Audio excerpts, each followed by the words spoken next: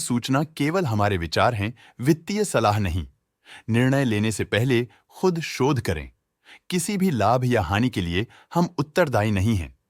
आज हम देख रहे हैं मुकुंद लिमिटेड के 2024-25 Q3 की consolidated financial performance. Starting with the sales, पिछले क्वार्टर से सेल्स में -0% का डिक्रीज हुआ है, मगर कंपनी ने पिछले साल के मुकाबले 7% का सेल्स इंक्रीज रिपोर्ट किया। Expenses 0% quarter on quarter increase हो गए हैं, जो साल भर के 7% के राइज के साथ अलाइन करता है। क्वार्टरली सेल्स के कंपैरिजन में एक्सपेंसेस इंक्रीज होना दिखाता है कंपनी ने एक्सपेंसेस मैनेज करने के लिए स्ट्रगल किया। हालांकि कंपनी ने एनुअली अच्छा परफॉर्म किया। ऑपरेटिंग प्रॉफिट, जो पिछले साल के कंपैरिजन में 16% अप हुआ है, quarter on quarter around -5% decrease हुआ है। Operating profit margin OPM annual basis पे 0.5% से इंक्रीज हुआ है और पिछले क्वार्टर के कंपैरिजन में -0% से डिक्रीज हुआ है। एक्सेप्शनल आइटम्स को ऐड करके अदर इनकम पिछले क्वार्टर के कंपैरिजन में -53.5% गिर गई, बावजूद इसके ईयरली डिक्लाइन -73% हुई है।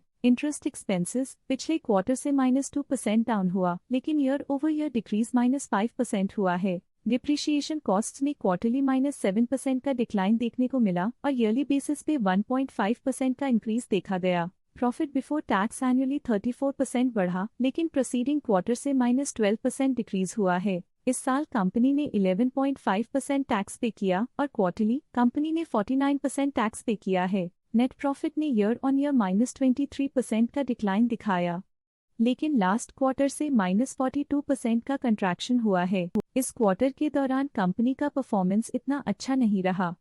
नेगेटिव नेट प्रॉफिट लॉसेस को इंडिकेट करता है। वहीं अगर एनुअल एनालिसिस की बात करें तो साल के दौरान कंपनी का परफॉर्मेंस अच्छा नहीं रहा। नेगेटिव नेट प्रॉफिट का मतलब है कि कंपनी प्रॉफिट के कंपैरिजन में नुकसान उठा रही है। अर्निंग्स पर शेयर EPS में ईयरली -23% का डिक्रीज देखा गया, लेकिन क्वार्टरली में 42% की गिरावट भी नजर आई। इस क्वार्टर में कंपनी का EPS इतना अच्छा नहीं रहा। नेगेटिव प्रॉफिट कमजोर एफिशिएंसी को दिखाता है। मुकुंद लिमिटेड के फाइनेंशियल स्नैपशॉट को रिव्यू करते हुए कुछ मुख्य ट्रेंड्स सामने आए हैं जो कंपनी की परफॉर्मेंस पे रोशनी डालते हैं। दिसंबर 2021 से दिसंबर 2024 तक मुकुंद लिमिटेड की फाइनेंशियल जर्नी में सबसे पहले बात करते हैं सेल्स की। इस साल -4% की कमी के बावजूद पिछले 4 सालों में सेल्स में 18.5% की वृद्धि हुई है। 3 साल पहले के बढ़ती हुई सेल्स के बाद पिछले 2 सालों से सेल्स गिर रही है, जो ग्रोथ मोमेंटम बनाए रखने में चुनौतियां दिखाता है। अब बात करते हैं एक्सपेंसेस की। इस साल एक्सपेंसेस -9.5% घाट गए हैं, लेकिन 4 सालों में 9% का इजाफा हुआ है।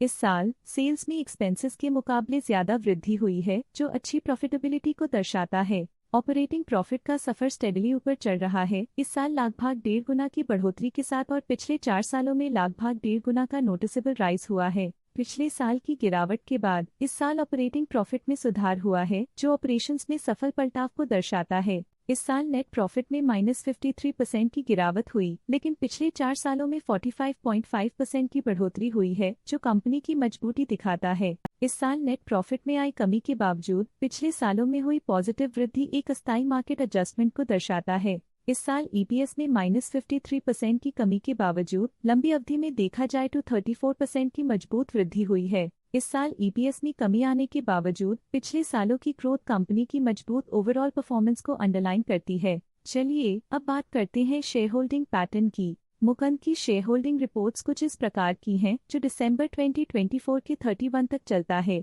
ये रिपोर्ट कंपनी के शेयर्स की डिटेल्ड जानकारी देता है, जिसमें promoters, promoter groups, foreign investors, public investors और सरकारी एंटिटीज शामिल हैं।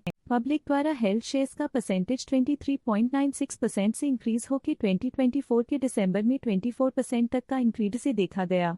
ये चेंजेस स्टेट है कि पब्लिक की इन्वेस्टमेंट कंपनी में क्वार्टर टू क्वार्टर इंक्रीज हुई है। जब कंपनी के शेयर्स का अधिकतम हिस्सा प्रमोटर्स, FII, DII या गवर्नमेंट के पास होता है, तब ये माना जाता है कि कंपनी मजबूत हाथों में है, जो स्थिरता और मजबूत समर्थन को दर्शाता है और इस मार्केट की स्थिरता बनी रहती है। डोमेस्टिक इंस्टीट्यूशनल इन्वेस्टर के शेयर होल्डिंग में थोड़ा डिक्रीज आया 2024 के सितंबर से 2024 के दिसंबर में, जो दिखाता है कि डोमेस्टिक इंस्टीट्यूशंस ने अपने स्टेक को -0.01 से डिक्रीज किया है। फॉरेन इंस्टीट्यूशनल इन्वेस्टर्स के शेयर होल्डिंग में थोड़ा डिक्रीज आया 2024 के सितंबर से 2024 के दिसंबर में, जो दिखाता है कि फॉरेन इंस्टीट्यूशंस ने अपने स्टेक को क्वार्टर टू क्वार्टर -0.03 से डिक्रीज किया है, जिसे पता चलता है कि उन्होंने अपनी इन्वेस्टमेंट्स को पुल बैक किया है। ये था कंपनी का करंट शेयर होल्डिंग पैटर्न। आइए देखते हैं इस क्वार्टर के प्रमोटर डील्स ने बाजार को किस तरह प्रभावित किया है। 27 जनवरी 2025 को लेट सुनैना केजरीवाल ने 2.9 लाख शेयर्स बेचे 120.8 रुपीस पर यूनिट के हिसाब से, जिसका टोटल था 3.5 करोड़। 27 जनवरी 2025 को मनीष केजरीवाल ने 2.9 लाख शेयर्स खरीद लिए 120.8 रुपीस पर यूनिट के हिसाब से, जिसका टोटल था 3.5 करोड़।